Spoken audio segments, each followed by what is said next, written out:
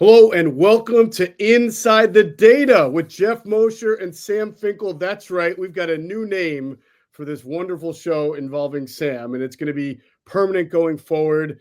It's a new name, but still the same faces. I'm Geoff Mosher. I'm with Sam Finkel. He is our analytics expert. He is the man in charge of all of the data that we are giving you here on Inside the Birds. And Sam's been doing a great job as we are entrenched in a long series where we're looking at each positional group of college prospects available for the NFL draft. And Sam is making scatter charts for these position groups and showing you how these players test both athletically and in college production.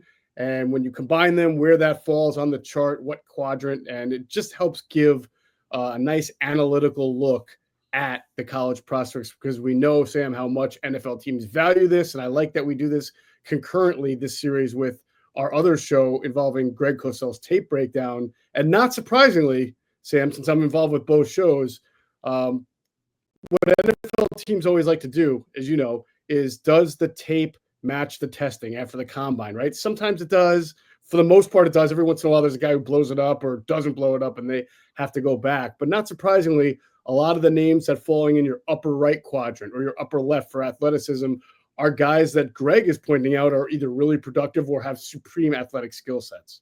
Yeah, you would hope there would be some correlation between that. And, it helps really distinguish who are the elite producers and, who are the elite athletes, and hopefully you get both. Yeah, I've spoken to so many, scouts and personnel people as yourself. I mean, you've been a coach at Penn State. You know what it's like for someone who's in charge of talent evaluation when it almost feels like when the athletic testing matches the scouting report, it's like a sigh of relief. When there's a guy who completely blows it up at the combine and you're looking and a scout was surprised by that, they worry about play speed versus time speed. And at the same point, when someone doesn't blow it up, when they run really slowly, then you got to worry, is there an injury, or why does this guy play fast, which you're fine with? You'd rather that be the case, but why is that the case? These are always the and this is probably like 15%, maybe less. I don't know. I'm making up a number, but those are the ones that keep the guys up at night, right? Yeah, I mean, certainly. I mean, coaching does and scheme do play a factor in it, especially for certain positions. Mm-hmm. But, you don't want to say a guy was held back by coaching necessarily, or a guy was, promulgated by coaching. It's or propped up. Sorry. Mm-hmm. You basically, that's basically what we're saying right here. Yeah. So we're going to turn the page from defense to offense, because we did all the defensive positions. In this episode, we are going to start offense, and we're going to go with running backs. And I think this is really interesting to have you doing this, because as you've told our audience many times, you were at Penn State as an assistant quarterbacks coach, right? An analyst at the same time that Saquon Barkley and Miles Sanders were there, right? Is that correct? Yeah. So I was actually a recruiting intern when Saquon was there, and I got bumped up, with Miles and then Journey Brown. Right. Who would have been, I think, a fantastic running back. He obviously retired early, had some injury situation there. But fantastic person. All of them are fantastic people. All of them, yeah. Saquon, Miles, great athletes unto themselves. So this is an interesting class, because as we have always used, and by the way, I'll remind everybody now, we have the stuff online now on InsideTheBirds.com. We have these scatter charts that Sam has put together that we talk about here on the pod. Sometimes it helps to see visuals. I am going to share the screen. I've got feedback. We have the feedback. We know that we're trying to blow up the screen a little bit easier for people to see, but if you need more visuals, everything is on InsideTheBirds.com. So we'll take a look right now at the scatter charts for the running back class here, Sam, and already right off the bat, we'll see something really interesting here, as there are a lot of good running backs in this draft, but there's one who seemingly stands among all the else and all others, and no surprise, that would be AshtonJeanty from Boise State. Yeah, I mean, the clear RB1. I don't think this is surprising to anyone. Pretty consensus there. Right, and just to remind our audience about these lines and what they represent. Sure. Yeah. So the lines represent the last 4-year average of draft in both athleticism and production. And it creates 4 quadrants. The top right quadrant is your guys that are elite athletes and elite producers. We just call them blue chips.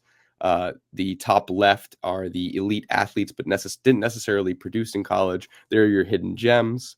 The bottom right is your guys that produce really well, but don't test, great on average in comparison to average. And those are your safe players or good players. And then the quadrant you want to avoid at pretty much all cost is this, low producer and not great athletic tester. I don't like calling anyone a bust, but I labeled it that way because if you take someone in this range this early, they're probably going to bust. Yeah, and to remind, as we always say, and Sam will be the first to tell everybody this is not a be-all to end-all. Athletic testing, production, it's not by no means an exact science of a predictive model, but it does help. And the horizontal line here, that one is the one that represents the production. So the average score on that has been for this particular scatter chart, 91-ish. And the athletic score, which is the vertical line, is around an 81, correct? Yes. And basically what I think these are really good to complement when you're trying to look at prospects, right? They're a good tool, and they will never supplement actually watching film. It's just a good complement. I think that's the best way to describe it. Right. Now, running back production, by the way, in college can be very subjective itself because you need opportunity to be productive. Some running backs are in passing offenses. They don't get the ball as much. Some play behind poor offensive lines. Some play with poor quarterback play, which affects the run game. There's a lot of variables, right, that sort of can skew these numbers and a little bit. Sure. Running back is a volume position for sure. I mean, the more opportunities you get, generally your production will be higher just because you are amassing more yards. Right. That's not always, but that's just generally how the position works. Right. So not surprisingly, Sam, they still like to run the ball out in the old Midwest, the Big Ten Conference. And when and of course, they also recruit really well and they recruit great athletes. So when you look at the highest testers here, it's no surprise you get 2 Ohio State kids and a Michigan kid. Yep. That's Big Ten football for you. Right. And again, this is this is the class measured against this is this year's class average athleticism and production, correct? This first graph? This first graph is the last 4 years in the first round.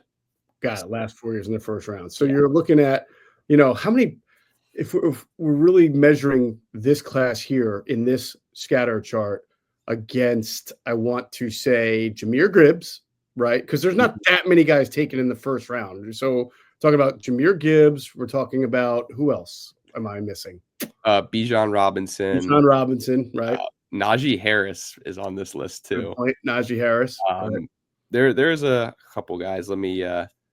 Yeah, but so the point is, when compared, and Jahmyr Gibbs is a freakish athlete. So this speaks really highly of guys like Donovan Edwards and Quinshon Judkins, of course, from Ohio State, and Travion Henderson from Ohio State. It shows you how explosive they are as well. And Bijan Robinson is tremendous athlete and productive. So for AshtonJeanty here to be, the only one we're missing is ETN, by the way. And Travis Etienne, right? Mm-hmm. For AshtonJeanty to be above both the production and the athleticism average speaks very, very highly of him. 100%. And again, this is one where sample size is not great, so it may not be too instructive in that regard. But just in those names, which we did describe as phenomenal athletes and producers in college, it bodes pretty well for AshtonJeanty. Yeah, I would also say OmarionHampton from the school is escaping me. North Carolina. Thank you. A potential first-round pick. You can see he's above the average athletically, and his production. It's not like he is that far off. Nor is RJ Harvey. Right. No, go ahead. No, I was just gonna say it's definitely. You'd feel comfortable taking anyone in that right quadrant in the first round, but like you said, anybody. Henderson, Hampton, even Scatabo, if he falls there, you'd feel okay taking potentially early. I don't know if you'd say first for all 4 of those guys, but you feel a little bit comfortable if it's a late, first.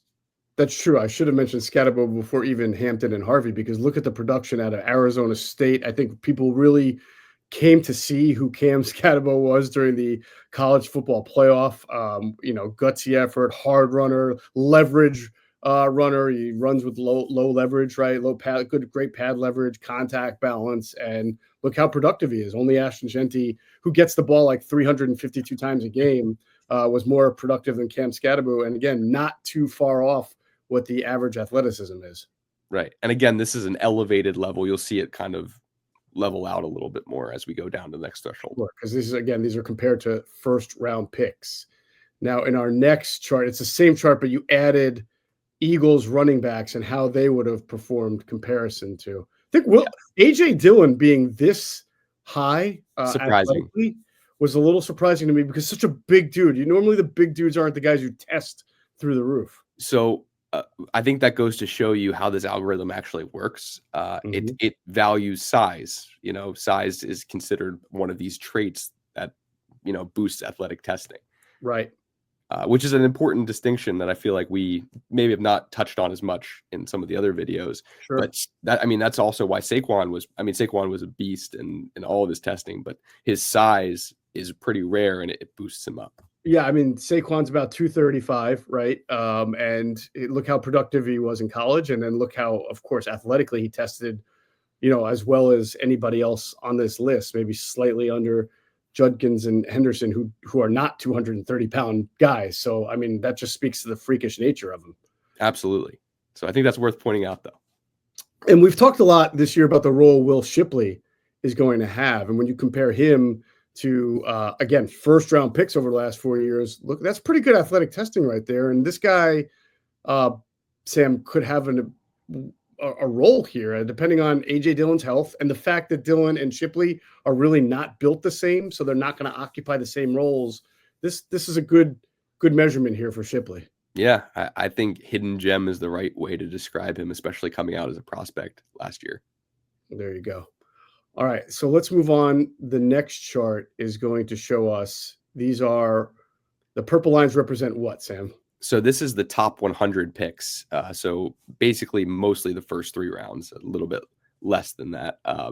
But it represents the last 4 years of the top 100 picks. Right. So yeah, basically, like you said, in the first 3 rounds. So when you compare now guys like Travion Henderson, OmarionHampton from North Carolina, RJ Harvey, they start to move into the more safer or blue chip category when you compare them to past 100 picks, which means these guys look pretty good if you're getting them in the second or third round. Absolutely. And that's usually where running backs go anyway, for the most part.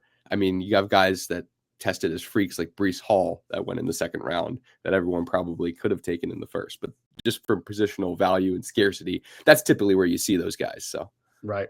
Now, doesn't this also, the fact that Scatterbo on this end of production and very close to the athleticism mark here, it's sort of the scatter charts would tell you, the 2 that we've looked at so far would tell you this guy should be at least a top 60 pick. I don't know if he will be, because I just don't know about the positional value there. But the numbers say he should be. Yeah, I think so. I think there's definitely an argument there.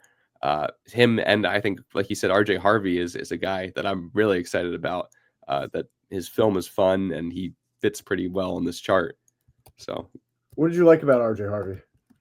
He just seems like, I love his change of direction. Just his ability to make space, like when he's in space, I think he does a pretty good job. And I just love how he produced very well at UCF. And you're going to think this is funny. The one thing that really made me love RJ Harvey is that one edit. And I'm sure maybe we could find a clip of it where they have him running, and then it converts him into running a touchdown play. It was running at the combine into it.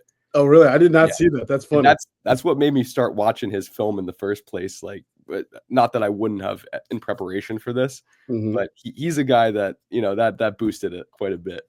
Right. Sky Motor Cars in Westchester is a different sort of dealership. All it takes is one look at their Highline pre-owned vehicles that people all over the country want and need.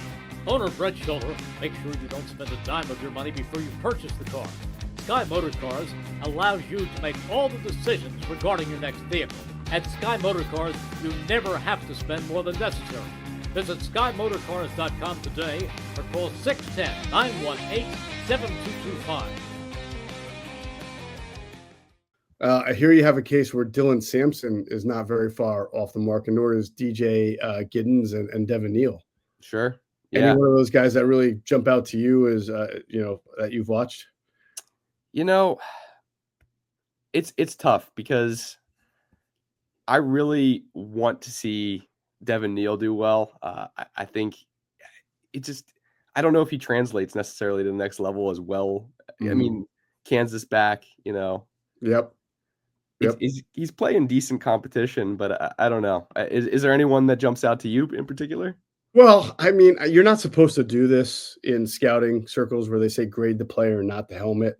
But, there's something about Tennessee running backs. They always seem to perform pretty well in the NFL. So that's why I mentioned Sampson. Sure. It's just, again, you should never do that, grading the helmet. But there have been a lot of really good running backs to come out of Tennessee. Well, Jalen Wright was one of the highest producing athletes on here of the ones I did. Let me see if I can find easily his just had it. Devin Neal, 5'11", 213. That's an interesting build for that kid. Yeah, it is. Jalen Wright was 99, by the way, in athleticism. Oh, okay. There you go. So just based on you saying that. Right. Jalen Wright, Kamara. I mean, Jamal Lewis back with the Titan. The Ravens back in the day. I think there's somebody else that I'm clearly missing out of Tennessee that was also pretty good. But there's a lot of running backs here, Sam. I'm interested as we get into the wider lens, even although this is top 100. But a guy like Marcus Yarns from Delaware. I know Andrew DeCecco is really high on him. I watched him at his pro day, and he catches the ball really well, ran routes really crisply. He's definitely an explosive guy. Same thing with Damian Martinez from he's Michigan, right? Martinez? No, Miami. I mean, Miami. Yeah, that's Miami. For Yarns, I will say one thing in his favor. Out of all these guys, he was tied for the highest yards per attempt. There you go. With believe it or not, RJ Harvey. Ah, nice. Nice. So Ollie Gordon, also out of Oklahoma State. It's sort of surprises me that he's not closer to the production level, because whenever I seem to catch an Oklahoma State game, I felt like he was getting the ball a lot and making a lot with it. But so he is so weird because his first season, like I guess 3 years ago, was his best season, and then he got hurt and didn't play so much the year after, and then it was still kind of a regression from his best season. Right. So it's really hard to evaluate who he is as a prospect because of that. And production wise, he's not far off from everybody else. Right. But I mean, if you look at Jeanty's carries, which is the most at 748, Ollie had 535. So yeah, well, that Mike Gundy does like to throw the ball around a little bit, That's also true. He's a man. He's 40. So all right, we'll move on to the same exact chart, just with the Eagles in here. And again, when you compare it to a top 100, not only is Saquon Barkley there, but AJ Dillon from a production and athleticism standpoint gets right in there. I mean, AJ Dillon is a good running back when healthy, Sam. That's the issue. It's really just the health, the stingers that he's dealt with. The Eagles went through that with Jordan Howard, who was a very productive type of running back for them, like kind of a high volume grinding back, not explosive, but he gave behind their offensive line, he gave them good production, but he kept getting the stinger issue. Absolutely. And Will Shipley sort of remaining the same there. But you may know this better than me. Shipley in that Clemson offense was not a high volume carrier, correct? No, he wasn't. Yeah. So that's going to skew the production level. But again, when a lot of teams for running back look more at athleticism and what they do with their carries as opposed to how many carries that they had in college. In fact, some of them like that there's not a lot of tread on the tires. Yeah, honestly, it's a big thing. And I remember there was that whole debate with Jonathan Taylor when he was coming out because he had the most tread since I think Ezekiel Elliott, and that was like a huge knock on him, even though he had really great production. Running back, especially, tread on tires is one of the big talking points, right? Mhm. You want a guy that's going to last a while because running backs don't last a long time in the NFL. No doubt. No doubt. Oh, I see we got our friend from Rutgers here, Kyle Monangai here in the, and listen, I imagine he'll at least get into a camp, but yeah, he wasn't considered maybe a top 100 type of guy. Neither is Trevor Etienne, apparently. Yeah, surprisingly. Yeah, although good athlete compared to the top 100, right? Just production wise. And again, that might go to the Clemson offense thing. Oh, no, he's not Clemson. He was LSU. So he is at Georgia now. Georgia, right. I don't believe he started his career there, though. I think you're correct. I think he was at Florida before. Sounds right. All right. And our final chart, we go to the red line. Sam, explain, please, the red line. Red line is all drafted running backs in the last 4 years. Okay. It has the biggest sample, obviously, out of it naturally does. So it does a really good job at saying like which running backs based on the last 4 years should be drafted essentially. Right. All running backs drafted over the last 4 years. So when you compare this year's core to the past 4 years of all running backs drafted, now you start to see what 1, 2, 3, 4, 5, 6, 7, 8. I'm going to throw Scatterboo in there because it's 9, 10. I mean, you start to see that it's not a bad class. I mean, there'll be, probably about a dozen, maybe a little bit under. I mean, Donovan Edwards is going to get drafted. He's a good athlete enough to get into that. So you'll see a lot of these guys go. There's one guy in particular I'd like to discuss really quickly. Yeah. And that's Jaden Blue, who the Eagles had a 30 visit with. Okay. From Texas. Yep. And he fits now in this picture. He was barely, he was fringe, I'd say, before in the purple chart, the top 100. I don't think he's going to be a top 100 pick, but he is a guy to keep your, eyes and ears on for sure. Yeah, I mean, he's interesting in that he's 5'9", 196 pounds. So a little on the lighter side. I don't know if that means he projects to be more of a third down back or how he's viewed. And I think Texas had some pretty good running backs over the last few years, like Bijan. So I don't know. Johnson even. Right. Roschon Johnson, great one. So like opportunities for him throughout his career probably weren't as abundant as they were last year. Quick guy though. Yeah. I just because they had the 30 visit, I feel, and he fits in this threshold, I feel like it was a good time to, talk about him. I guess when I see a guy who's 5'9", 196, it makes me wonder, does he catch the ball well? Is he sort of what they had and don't have anymore in Kenny Gainwell? Sure. Do they see him as someone that they can coach up into being a good pass protector the way Gainwell was? Because remember, when they drafted Gainwell, they drafted him because he was almost a hybrid receiver out of Memphis. I don't think he became something that I don't think they expected, but it wound up fulfilling a pretty interesting role. Yeah. So interesting thing about Gainwell, two things I'll say quickly. First off, we went against him in the 2019 Cotton Bowl. So I saw what he could do firsthand, which was cool that he was drafted right after that. I remember that game. And the other thing I would like to say is his production score was 80 and his athleticism was 67. Wow. So, yeah. I think it's just because he was a little bit smaller. And That's right. You said size counts as far as the athleticism score. It does. So he ran well, did he not? I thought he ran fairly well. Yeah, let's take a look. I wonder if size really skews that because he is a smaller guy. It definitely has an effect, and that you definitely have to be mindful of that as you're going. So did he run at the combine? This was the COVID draft, so I don't know if there was a combine that year. Yeah, right? I don't think so. Yeah. So we may not have all the athletic information on him. He could be one of those guys that because he was in that Memphis offense that threw the ball a lot, kind of looks quicker and faster than he actually was. I don't know, but he definitely was good at catching the ball. So at his pro day, he ran a 4.44. Okay, which is pretty great. Yeah, that's great. A lot of running backs wish they were running a 4.44. I wish I was running them. Me too. Maybe we wouldn't be podcasting. We'd be on the field. Who knows? All right. So when we throw the Eagles running backs on there again, we see A.J. Dillon and Saquon Barkley certainly in that upper right quadrant. Will Shipley gets a little bit closer because the line moves a little bit more to the left as far as production. So I think this shows the Eagles are in good shape here. You got two guys who fall into the blue chip category and one of them who's a gem.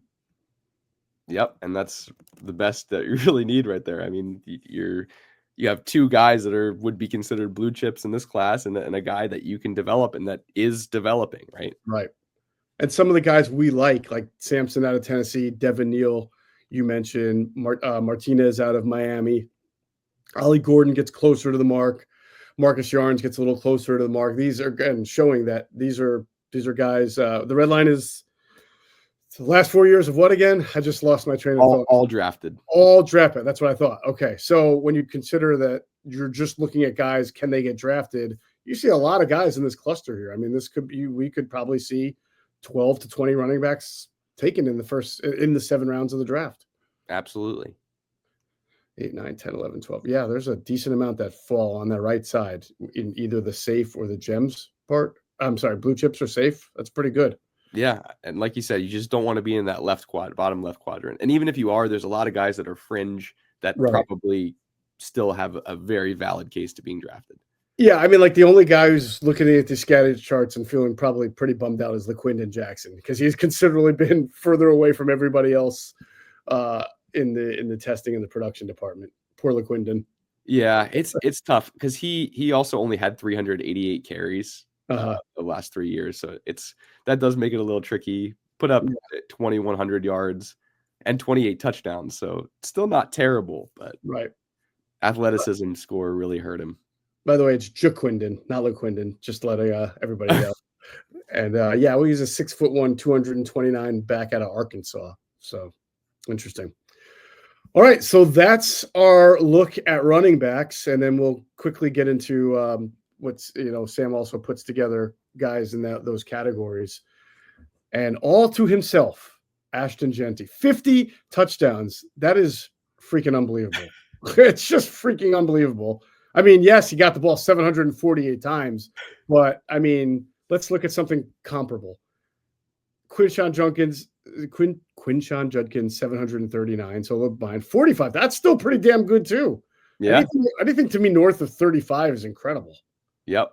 And that puts Hampton there too, and Tootin there too, which is someone we probably should have talked a little bit about. Yeah, I was just going to ask you about Tootin because I don't recall seeing him on the Yeah, so he is there, and he is, a little bit to the left of where I'd expect him to be, but that's just production's sake. Right. But his athleticism is above average in most of the categories. Certainly. And actually all of them. Yes, you're right. Here he is again above the average mark, and then one more time above the average mark. Yeah, good athlete. Just not as productive for whatever reason. Yeah. Although that's weird because we just said he had 38 touchdowns. So now I'm wondering were there a lot of goal line touchdowns? You know what I'm saying? Sure. Yeah. There's a lot of things that go into it for sure. Right. 6 yards per carry, not bad. I mean, yeah, this guy looks like he's like you said, you have him in the gem category for a reason. Giddens out of Kansas State, Taj Brooks out of Texas Tech, Donovan Edwards. Going to be a good draft. I think this is a pretty good draft for running backs. Yeah, which is not great for free agent running backs typically. No. That's why there were no that was last year's news, man. That was Josh Jacobs, Saquon, and Derrick Henry. Sure. All right. Great stuff. Anybody else you wanted to point out? Just another shout out to RJ Harvey. Why not? There you go. And here's Marcus Yarns leading at 6.62 yards per carry, which you mentioned. But was that yards per touch or yards per carry? Yards per attempt. Yards per attempt. So that is yards per carry. Yes. RJ Harvey, there you go, 6'6". Yeah. Jaden Blue out of Texas. We talked about him. Not great from a production standpoint, though. Yeah, no, not ideal. All right. Great stuff. What do you say next episode, Sam, we get into tight ends? Let's do it.